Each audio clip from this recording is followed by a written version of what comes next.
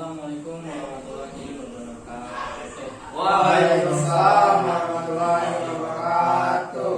Assalamualaikum warahmatullahi wabarakatuh. Waalaikumsalam warahmatullahi wabarakatuh. Innallaha witir yuhibbul witir. Jadi sesungguhnya Allah itu ganjil dan Dia mencintai yang ganjil. Maka saya akan mengulangi salam sekali lagi. Assalamualaikum warahmatullahi wabarakatuh. Waalaikumsalam warahmatullahi wabarakatuh.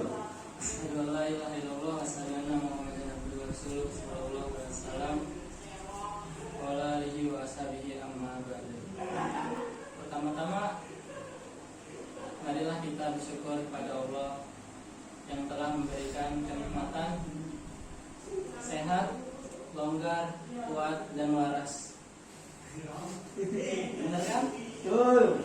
Kalau kita nggak sehat, nggak kuat, tapi nggak waras, kita nggak bakal ketemu di sini. Kalau longgar, tapi nggak sehat, apa nggak waras juga nggak bisa. Iya benar. Benar kan? Kalau waras, longgar, tapi nggak sehat juga nggak bisa. Kalau sehat, waras, nggak longgar juga pasti sibuk. Kan ada tuh masa mudamu sebelum tuamu, masa sibuk masa longgarmu sebelum sibukmu, hidupmu sebelum matimu. Saya di sini lebih ke berdiskusi aja, yang bertema bersyukur. Tapi kalau ada yang mau nanya di luar materi juga nggak apa-apa.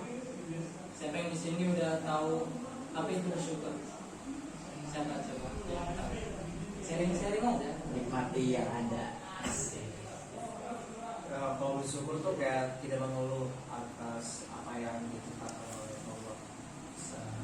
Kalau dari saya bersyukur itu ya betul tadi yang dikatakan menerima dengan ikhlas dan lapang dada apapun yang didapat ataupun yang terjadi lah. Di sini juga ada dalilnya tentang bersyukur itu.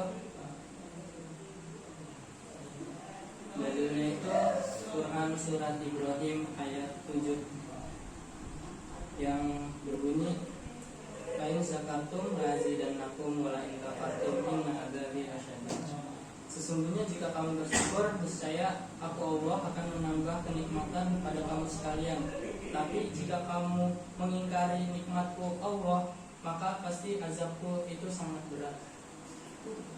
Terus juga ada lagi nih, lam yaskurinas lam yaskurillah. Orang yang tidak bersyukur kepada orang lain berarti dia tidak bersyukur kepada Allah. Jadi kita tuh harus bersyukur dulu kepada yang diciptakan sebelum bersyukur kepada yang menciptakan. Yang diciptakan aja nggak diterima kasihin gitu, nggak disyukuri apalagi yang menciptakan. Nah gitu. Terus juga cara bersyukur kepada Allah juga ada 3, melalui lisan, melalui hati, dan perbuatan. Melalui lisan itu kayak gimana coba contoh? Bisa nggak mencontohkan? Mengucapkan hamdalah. Ya betul. Ada yang lain? Ya bisa bersolawat, bisa membaca Al-Quran. Ya. Terus yang kedua itu melalui hati. Ada yang bisa contohkan? Tahu kasih. Nih, jadi dia tuh nggak boleh menganggap bahwa cobaan justru dapat mengubah menjadi manusia yang lebih baik, sehingga tidak ada alasan mengeluh dalam hati. Duh, ini tugas banyak banget nih. Jadi merasa tuh sebenarnya tugas itu tuh ujian. Jadi kita harus syukuri. Sebenarnya Allah juga nggak bakal ngasih ujian atau cobaan di luar kemampuan kita. Jadi kita mengeluh ya, namanya manusia pasti mengeluh, tapi nggak boleh mengeluh secara berlebihan lah. Kalau enggak, ya sharing-sharing aja. Terus secara perbuatan,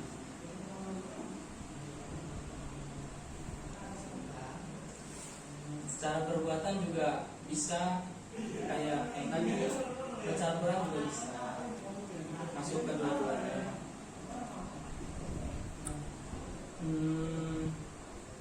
Berbuat kebaikan kepada orang lain bisa. Apa nih? Oh iya, sedekah berarti Mas ya. bisa tidak membenci orang lain, tidak iri dengki. Kan ada tuh kayak teman saya ini punya iPhone baru nih. Oh, iPhone ya Mas ya. Aduh saya ini pengen kayak dia, ambillah. Kayak gitu. Kita syukuri aja. Tapi teman saya nih ada iPhone baru, mudah-mudahan saya dapat iPhone yang lebih baru kemudian hari. Terus apalagi yang mau ditanyain nih tentang bersyukur? Udah jelas kan bersyukur itu? Sudah. Ada yang mau tanya di luar materi juga nggak apa-apa. Saya Mas yang mau nanya. Ya boleh. Kalau misalkan kita Tadi dikasih, itu di luar materi. oh masih dalam konteks bersyukur ya. Ya. Misalkan kita dikasih sesuatu, tapi dari orang non muslim lah, dari luar agama kita lah, dengan yang muslim nih, misalkan ya pokoknya nerima apapun barang, terus kita nih boleh nolak atau enggak, maksudnya ya boleh nolak atau enggak, terus misalkan diterima, apakah kita bersyukur juga? Ya, namanya juga manusia, sesama manusia. Ya Allah itu nggak membanding-bandingkan itu non muslim apa enggak. Itu juga kan bisa rezeki kita disalurkan dari Allah ke orang non muslim itu ke kita. Kita mau nolak juga nggak apa-apa. Tapi ya namanya manusia kan, kalau rezeki kan nggak boleh ditolak. Ada lagi? Apa udah jelas? Apa mau nanya lagi? Boleh? Mas, saya mau nanya nih. Ya, silakan. Ada nih teman saya, dia punya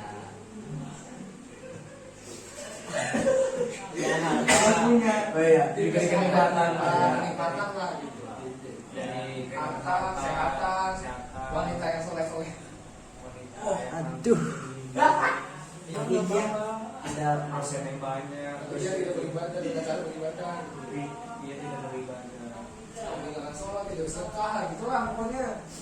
ya itu Mas. Sebenarnya itu tuh cobaan paling berat menurut saya, karena dia tuh sebenarnya diangkat Allah rezekinya terus pas tinggi tuh, bayangin aja kalau orang jatuh dari tempat tinggi gimana kan? Sakit. Nah itu kekayaannya dia kan udah tinggi, coba kekayaannya diambil, istrinya bisa pacarnya atau istrinya bisa meninggal,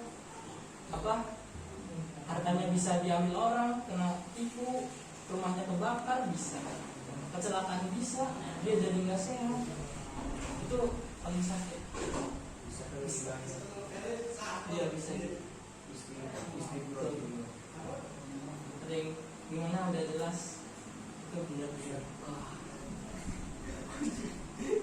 Ya, ada yang mau nanya lagi nggak? Sini Mas sharing aja. Terus juga saya juga jawab setahunnya. Oh iya Mas, mau bertanya nih terkait apa ya, masih konteks bersyukur. Ya, boleh. Nah, ada orang nih, dia tuh selalu beribadah kepada Allah SWT, ya, tapi dia masih saja dari segi harta maupun segi kenikmatan kesehatan itu kurang lah.